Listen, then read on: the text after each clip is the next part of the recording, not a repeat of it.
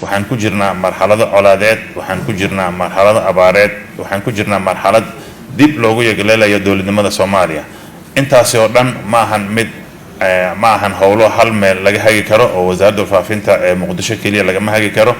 waxaan u baahanay in aan wadanka dhan ku baahino hawshaasi oo ay nala qabtaan kuwa inala shaqeynaya ama wasaaradda faafinta ee ka jira dowlad goboleedyada dalka. howlahaasina ma noqon doonaan howl ku kooban wasaaradda faafinta, waa waajibaad saaran wasaarad kasta ama hay'ad kasta oo dowladda dhexe ka tirsan oo loo baahan yahay inay howlahooda ku baahiyaan dhammaan dalka si ay ugu muuqato in hawsha la qabanayo tahay howl qaran. qof walbana gees kasta ka jooga Soomaaliya waajib uu ka saaran yahay inuu qayb ka qaato.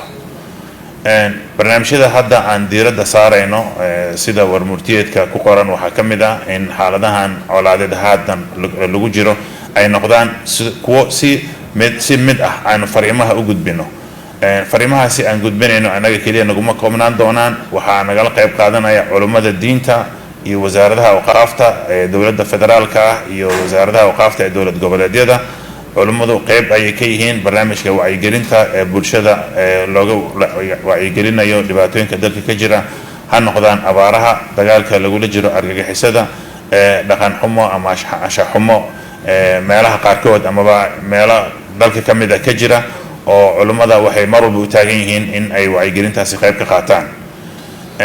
markaan usoo jeesano wada shaqaynta aan rabno inaan la bilowno wasaaradaha dowlad goboleedyada, waxa ay noqon doontaa mid ku qotonta dhammaan howlaha aan qabano, ha noqoto dhinaca warfaafinta oo ayadu asal u ah hawsha aan qabanayno, iyo adeegyada kale maadaama wasaaradaha qaarkood ay kala duwan yihiin oo wasaaradda warfaafin qaarkood dalxiis uu raacsan yahay, qaarkoodna ay barnaamijyo kale sida wacyigelinta bulshada iyo arrimo kale oo ay markaasi ay ku wada jiraan.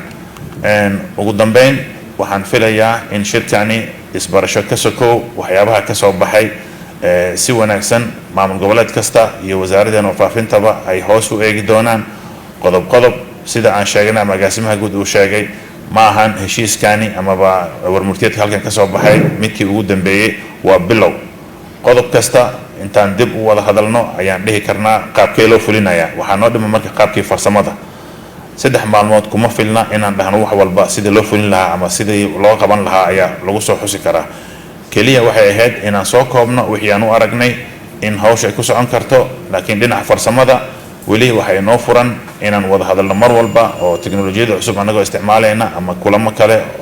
kulankeena xiga wuxuu noqon doonaa 6 bilood kadib. 6 bilood ka horna waxaa inoo furan inaan toos mar walba wada hadalno, soo wici karno, isla markaana isugu baraarujino howl walba meesha ay marayso iyo waxa loo baahan yahay in lagu kabo.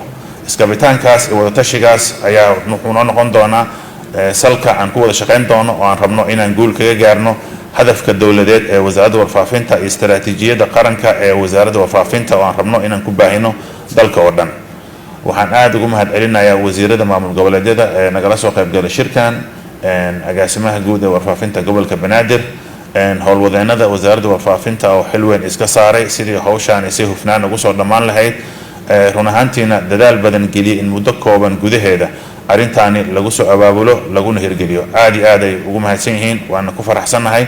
waxaana filayaa in howlaha kale ee hor yaala ee aadka u baaxadda ah iyaguna sidaas oo kale loo wajihi doono haddii la yiraahdo. shirkeena meeshaas ayuu inooga dhan yahay. waa inoo 6 bilood kadib inaan ku kulanno magaalada Baydhabo, laakiin aysan noqonin in ay taasi noqon doonto xilliga aan kulmi doono ama wada hadli doono. mar walba waxaa inoo furan inaan wada hadalno, fikrado isdhaafsano, isla markaana aan wixii isa sixid ah ama tala isa siin ah mar walba inoo furan tahay laga bilaabo maanta haddii la yiraahdo. aad ugu mahadsantiin qaybgalkeena.